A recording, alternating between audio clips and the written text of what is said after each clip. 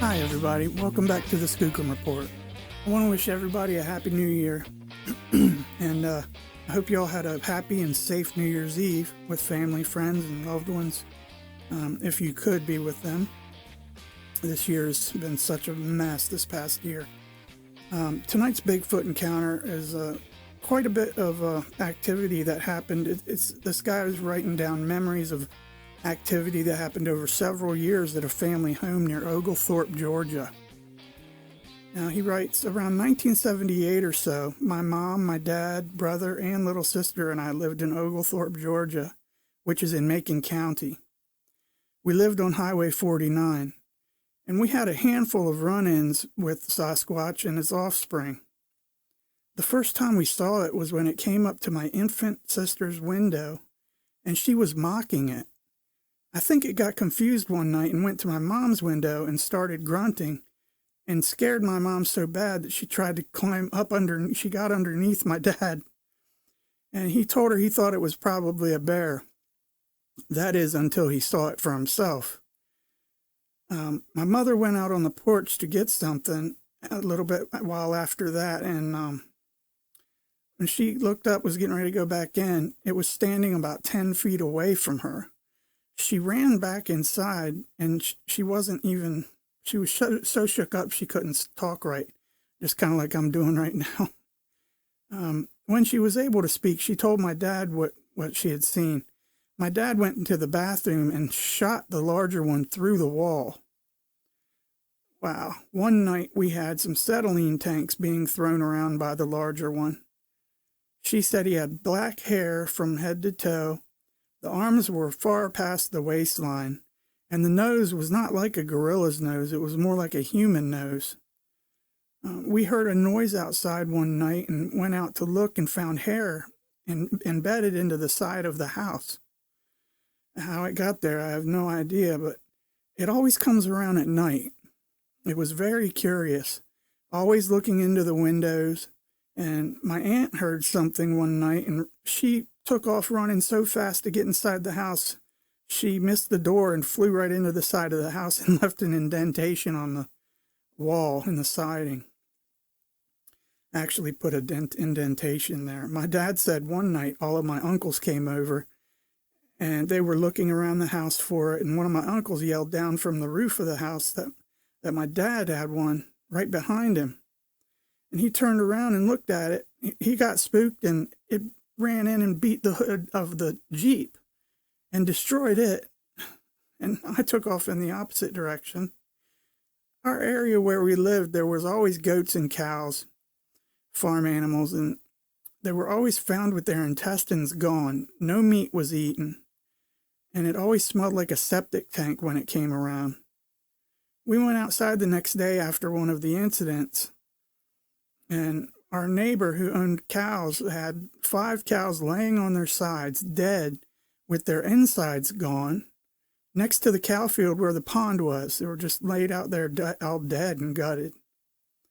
Then when I was about 14 years old, we moved back to almost the exact same spot we lived in when we had experienced the first handful of incidents. And we cleared this part of the woods across from where we lived before so we could put a trailer on the property. I was sleeping one night and I thought my alarm went off.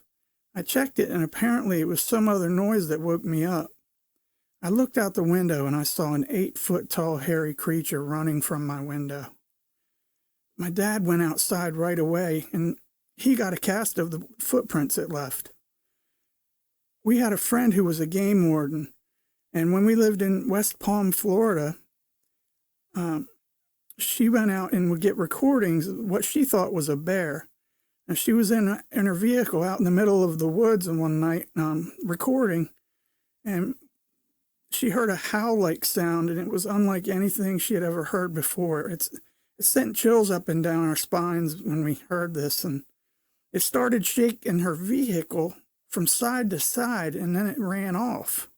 So it approached the vehicle and then took off. This report is it's all been compiled from telephone and personal interviews of this guy, and it's a rare and unique report that so many people can confirm all this Bigfoot activity, family and friends. It began in 1978 and continued until they moved in 1981. In November of 1978, now, this is the investigators' report of talking to the gentleman. The family became aware of noises in 1978 coming from outside the children's windows. 3 children shared the room, and the 6-month-old had a crib that was closest to the window. The sounds were mimicking the baby's cooing. The sounds would come at night and last for about 30 minutes at a time. And the older children, they would see a dark brown furry head in the window and would run to the parents crying that a boogeyman was outside. The parents thought the children were imagining things, and this is back when it all first started. And the parents would look around and they wouldn't see or hear anything. And this went on for many months. And the children would end up sleeping with the parents quite a bit whenever they heard or saw things from their window. In the summer of 1979, the mother went out to feed their dogs dinner scraps, and when she went outside and she stepped off the porch, she came face to face with a large hair-covered bipedal man. Frightened for her life, she ran inside to her husband. He grabbed a gun, and he shot blindly through the wooden wall towards the creature. He fired at this creature where it was standing. To this day, there's still a bullet hole in the wall. Wow. The entire house immediately was permeated with a smell that's described as strong septic and dead animal smell. Although no blood was found, the father thought he had hit the creature and it ran off into the woods. He was pretty sure of it, that he hit it. The next night, for the first time, this is the first time we saw this smaller creature come out to the house after midnight, sometime after midnight, and the mother heard grunting outside her window. Now, the creature was clearly agitated as it picked up some welding tanks. Now, these were like 90-pound acetylene tanks that were on the property, and they threw them at the house. They were throwing all these tanks at the house. The family just watched helplessly through the window.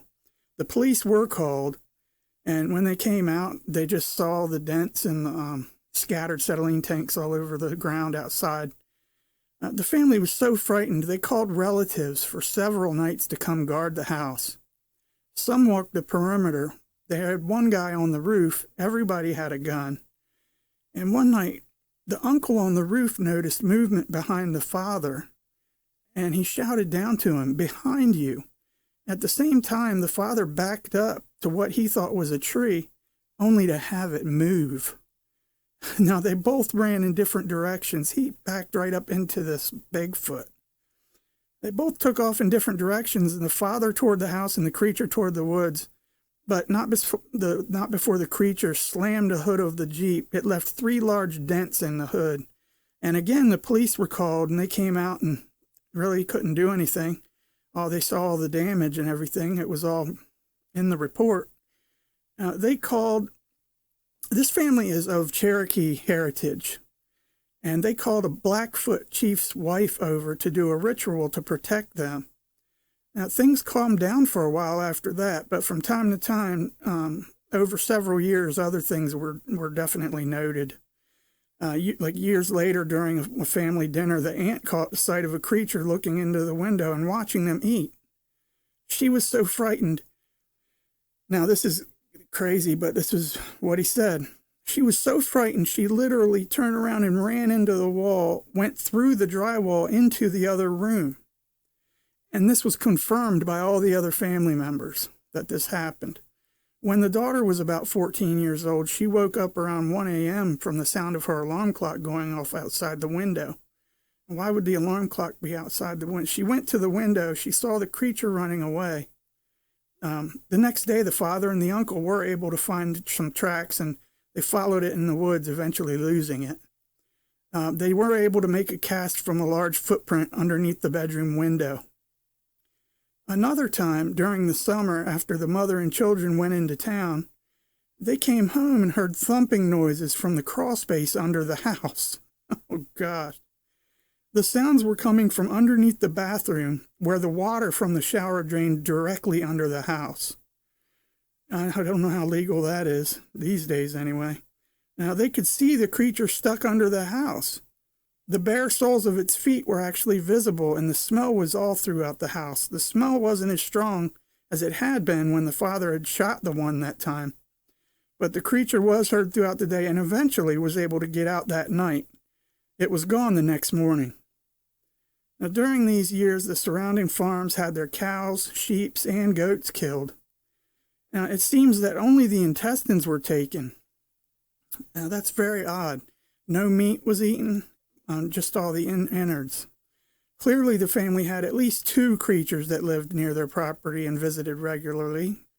After the father shot at the large one, which was about 8 feet tall, that's only when the smaller one came out after the bigger one got shot. That's the first time the smaller was seen.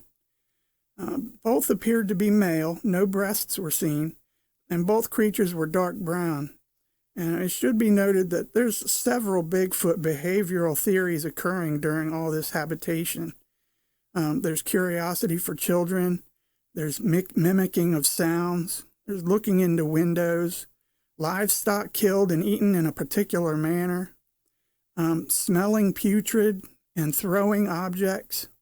Now, the family no longer lives in Georgia, but the house still stands there, and no activity, surprisingly, has been reported, none, by the current tenants.